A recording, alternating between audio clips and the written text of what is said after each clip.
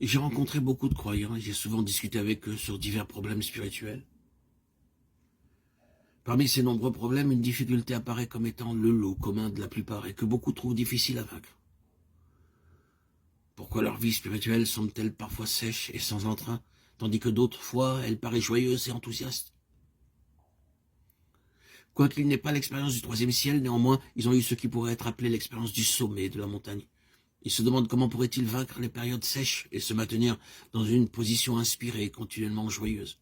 Combien ils aimeraient s'attendre à une vie vécue dans un courant constant et même dans un état débordant. Ainsi, ils seraient capables de chanter des Alléluia tout au long de leur vie. Tel est donc le problème que beaucoup de croyants désirent résoudre. C'est ce genre de vie qui vacille entre sécheresse et joie que les chrétiens appellent d'ordinaire une vie ondulante ou une existence spirituelle ascendante et descendante. Selon leurs sentiments, beaucoup de chrétiens vivent soit sur les sommets, soit dans les profondes vallées, parfois marchant sur l'eau, d'autres fois ballottés par les flots, tantôt en haut, tantôt en bas. Presque tous les chrétiens sont conscients que leur vie est envahie de haut et de bas, subie. Certains jours, ils se sentent si joyeux qu'ils pourraient prier pendant des heures sans la moindre lassitude. Lorsqu'ils témoignent pour le Seigneur, ils pourraient parler sans cesse. Plus ils parlent, plus ils peuvent parler. S'ils entendent la parole de Dieu, ils la trouvent si intéressante qu'ils l'écouteraient indéfiniment. Ou s'ils lisent la Bible, son goût est aussi doux que le miel. D'autres jours, cependant, il semble que tout a changé pour le pire. Ils ne peuvent voir aucune différence entre prier et ne pas prier. Ils trouvent la lecture de la Bible sèche et fade, comme si ce n'était que de l'encre noire sur du papier blanc.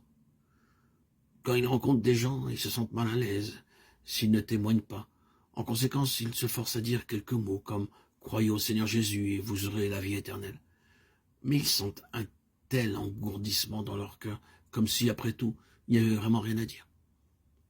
Durant cette période aride, tout est fait par contrainte. Ils n'éprouvent aucune joie à s'approcher de Dieu. Et pourtant, ils savent qu'ils doivent venir à lui.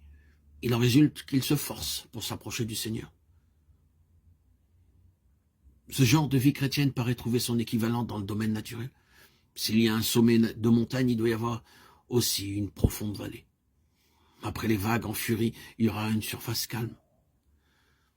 Habitués à ces expériences, beaucoup de chrétiens concluent qu'il est impossible aux croyants de vaincre cette existence vaillante et d'arriver à un état spirituel tranquille et confiant. Ces chrétiens croient que nous sommes destinés à ces expériences ascendantes et descendantes durant toute notre vie.